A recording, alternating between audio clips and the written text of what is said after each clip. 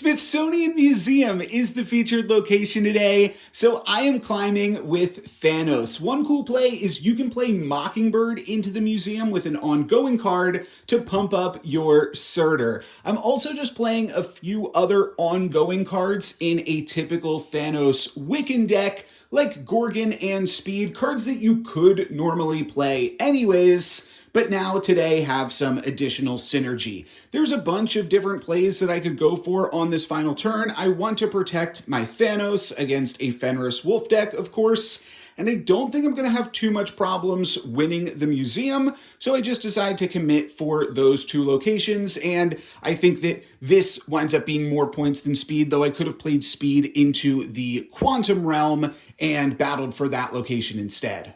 Mind Stone also protects Thanos though, so I really had a bunch of different moves that I could make on the final turn. Why Thanos is so good into the Smithsonian Museum is because you don't have to commit that many points to the location to still get a lot of points in the location. You do have to watch out for Enchantress occasionally, though luckily this game my opponent played the Enchantress kind of early, which still gave me plenty of time to fill up the location with more ongoing cards, and I even get to move out the dead shield here and then fill it up and battle for all three locations again for this final turn.